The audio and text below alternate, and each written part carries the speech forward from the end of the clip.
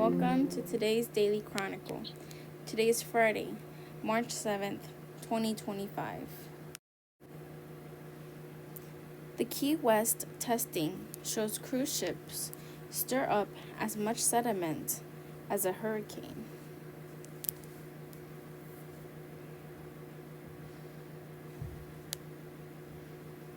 Tests show the amount of sediment stirred up by large cruise ships often exceed EPA standards and can damage the marine environment.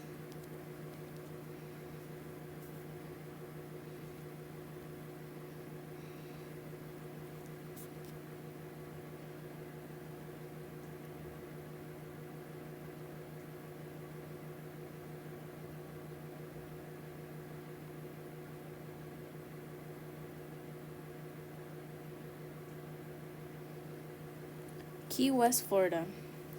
On a warm and sunny February day here in Florida's historic resort, people stream off the celebratory Constellation, a cruise ship with more than 2,000 passengers. The ship towers over the dock and surrounding shops.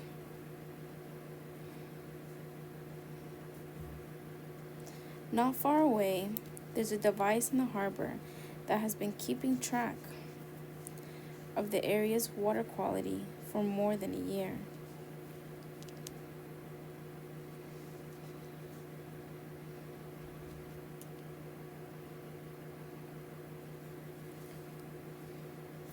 Arlo Haskell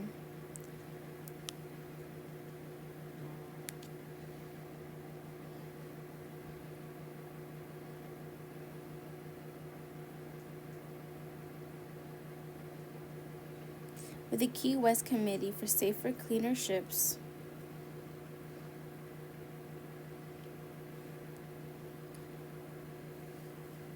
says there are two sensors down there, one relatively close to the surface and a second relatively close to the bottom, picking up environmental readings of dozens and dozens of different substances and scientific parameters.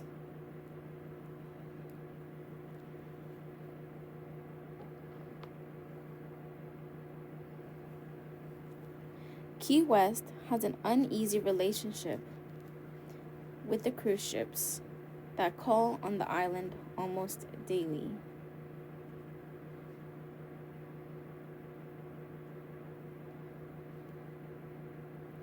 "5 years ago, the city tried to ban them, but was overruled by the state. Under an agreement negotiated afterwards with private owner of the cruise pier, one ship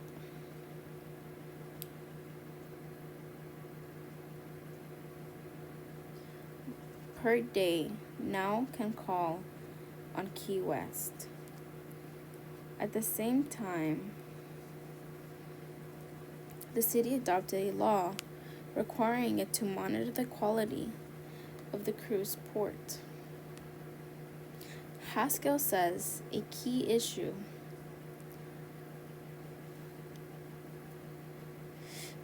is something called turbidity. How much mud and fine sediment is stirred up when cruise ships enter the harbor, he says. You have these very large vessels with their keels very close at the bottom.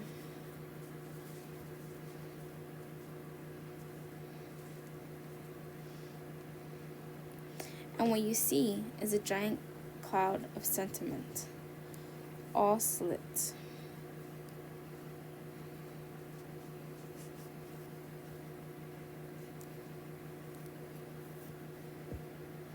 A water quality testing station by the College of the Florida Keys in the middle of Key West Harbor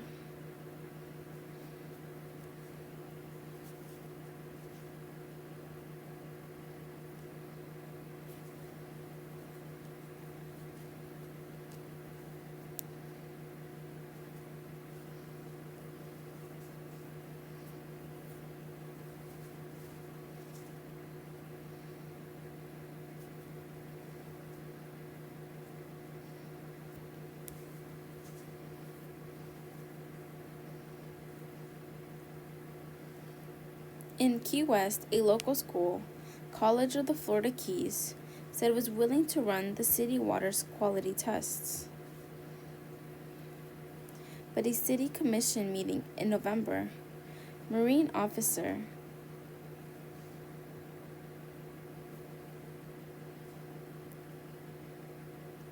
researcher Patrick Rice has some bad news for the local officials. Tests show more than 30 occasions when turbidity stirred up by cruise ships exceeded limits set by the EPA. Rice showed commissioners a graph with the data of the cruise ports.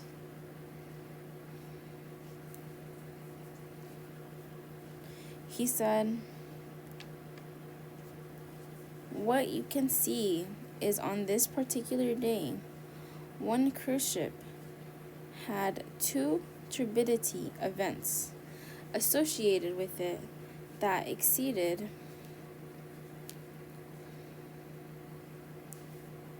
EPA standards by more than 3 times.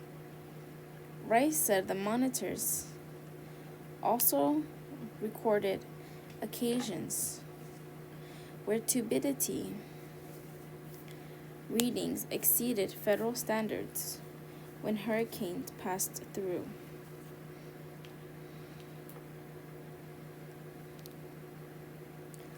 There's 32 events that exceed those turbidity standards over the past year," he said. "So it's like having 32 hurricanes, basically."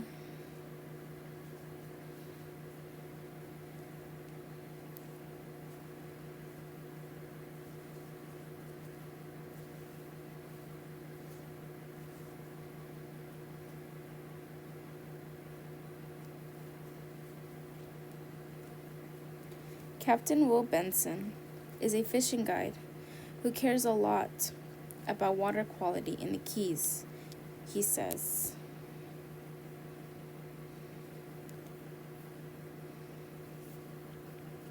The turbidity comes up and gets washed around the island, and it makes our waters less clear.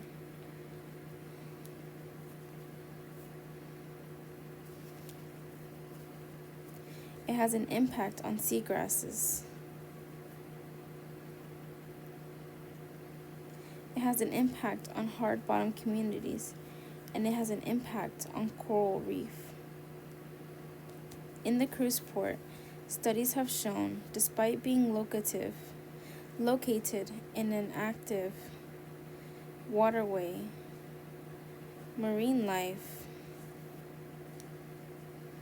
including coral, have remained relatively healthy.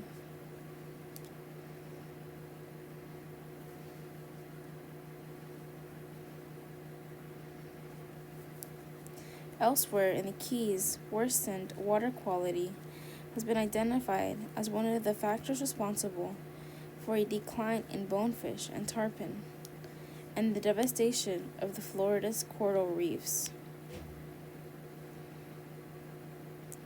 Captain Will Benson says worsening water quality with how Key West commissions responded to the water quality tests. Commissioners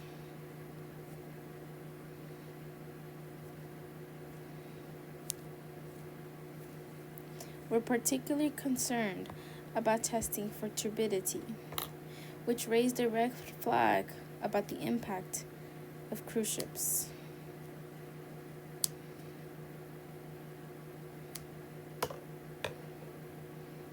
They eventually voted not to renew the college's water quality contract, testing for the city, and commission voted to require the college to remove its equipment from city property. Commissioner Lisette Carey was one of those questioning the college's focus on turbidity.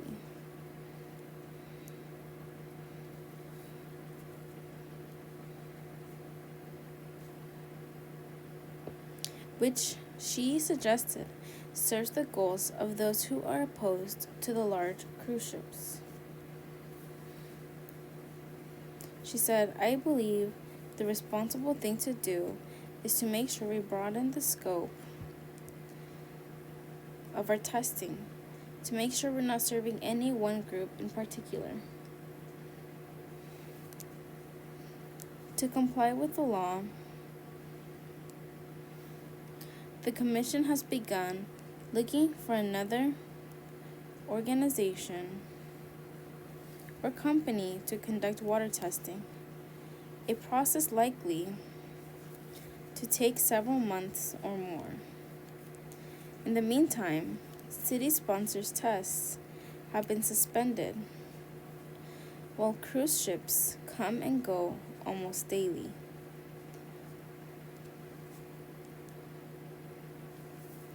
Key West radio station US1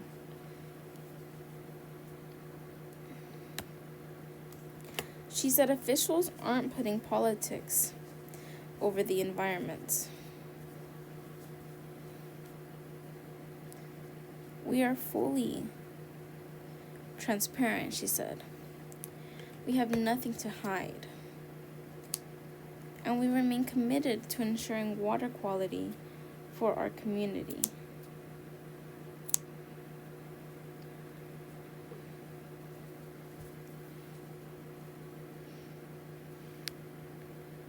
Key West Commissioner Sam Kaufman tried to convince the other commissioners to renew the city's agreement with College of the Keys.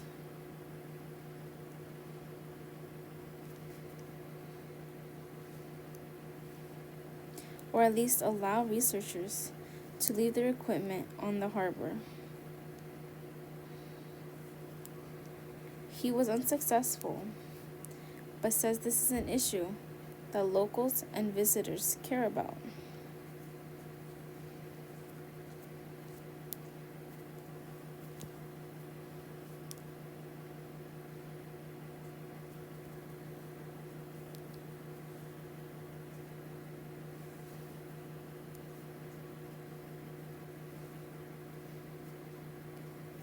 He says, we're a tourist destination and our lifeblood is the water. People come here to dive the reef. People come here to fish. People come here just to look at the beauty of our environment.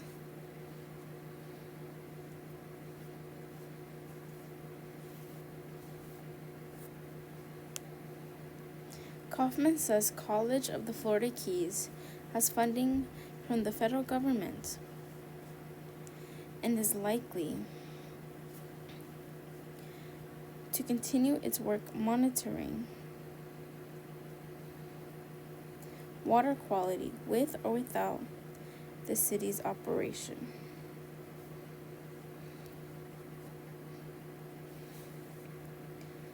If the city does find a replacement, he's hoping in the Key West may end up with more, not less data on the island's water. Butterfly numbers have fallen by nearly a quarter since 2000. A new report finds butterfly populations are declining in the U.S. In the United States, perhaps no bug has been counted as often as the butterfly. There's a lot of passion for them. They're very charismatic, says Colin Edwards, a quantitative ecologist at the Washington Department of Fish and Wildlife. That passion sparked scores of volunteers to spend hundreds of thousands of hours over the past several decades monitoring butterflies.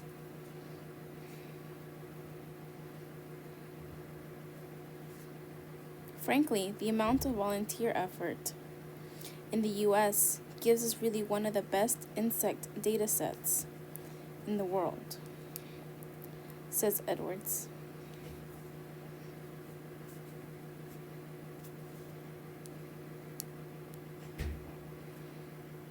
But the data set was a patchwork of separate, slightly different monitoring programs.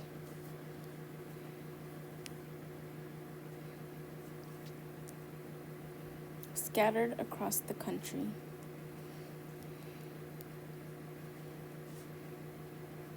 To get a single countrywide look at the state of these bugs, Edwards and a team of more than 30 researchers brought together and analyzed all these efforts.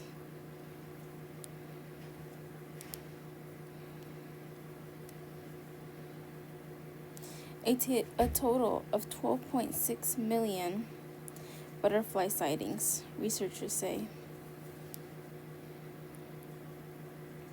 The picture that emerged is worrying.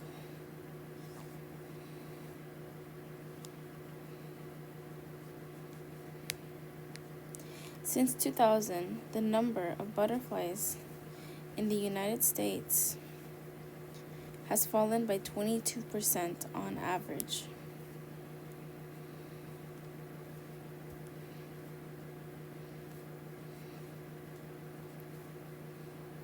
Researchers report Thursday in the journal Science, butterfly abundance dropped in every part of the country across a wide variety of species.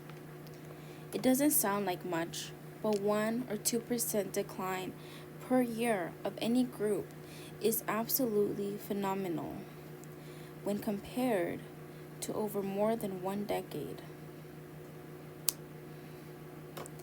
says David Wagner, a biologist at the University of Connecticut, who wasn't involved in the study.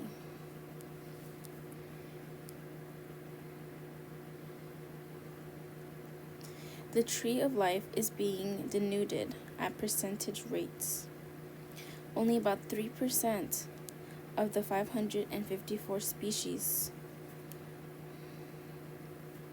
examined saw their numbers increase over this time period.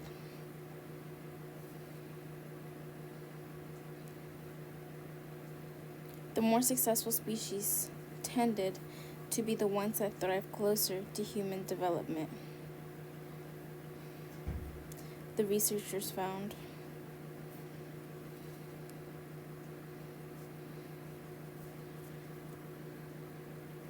Averages can be sometimes deceiving.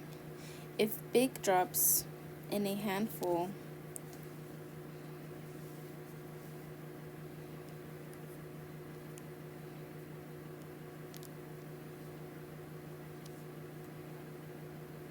of species brings the overall average down.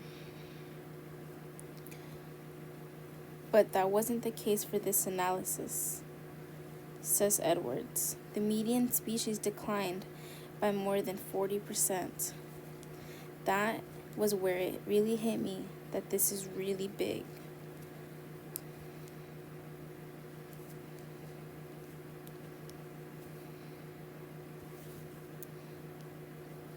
Butterfly numbers fell in every region of the country.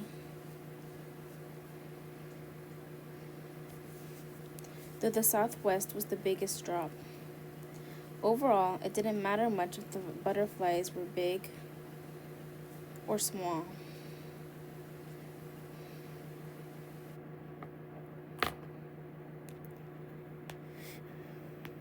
Specialized in living on certain plants or were generalists or lived in moist or dry habitats. All sorts fared worse over the 2 decades.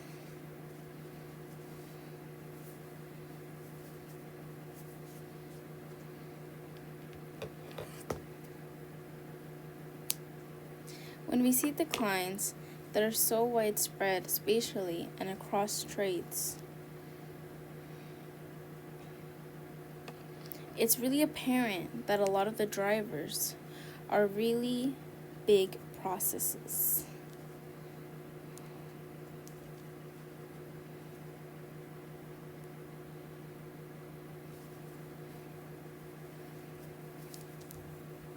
Some combination of habitat loss,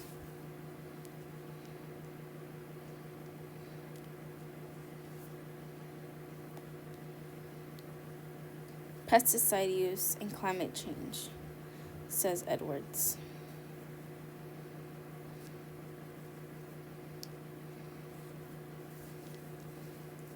Large-scale conversion of natural lands for agriculture or other kinds of development have shrunk the habitats butterflies need to thrive.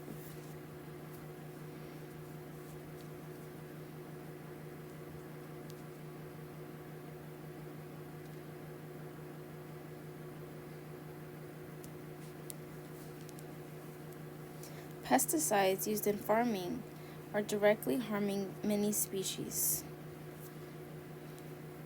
especially in the Midwest. And climate change is pushing critters out of their comfort zones.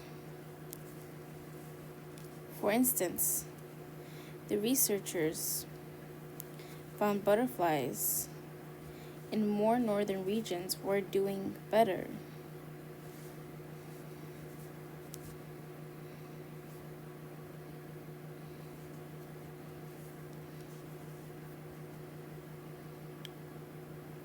Though still declining than those down south, where many areas are getting hotter and drier. These forces are likely driving declines in other harder to study insects.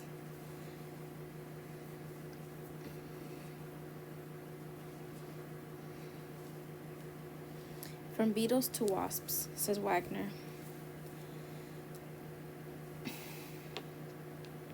If butterflies are declining at 1.3% a year, we can bet that these 10 million other species that share our planet are declining at 1.3% a year. We can bet that these 10,000 million other species that share our planet and make it run are in trouble too. Nature collapses without them. Addressing any of these three drivers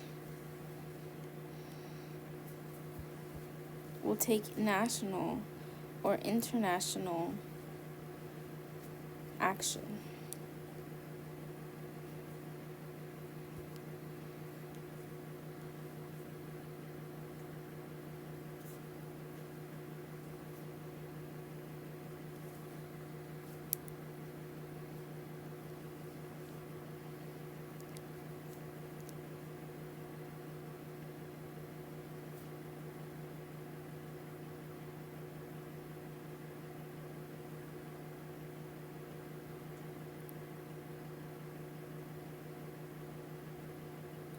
Edwards says, I can't fix climate change myself.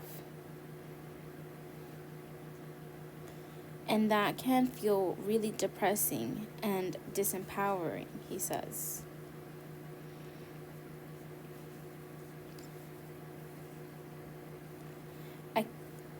But habitat loss is something we can't really affect.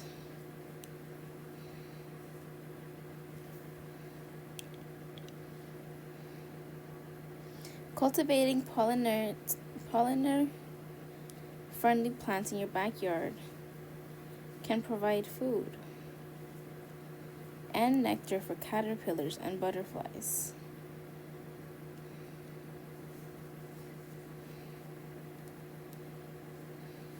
Says Edwards. Such efforts can actually help mitigate some of the effects of climate change by ensuring butterflies and other insects have more stable sources of food, says Edwards. We can really make a difference at that scale.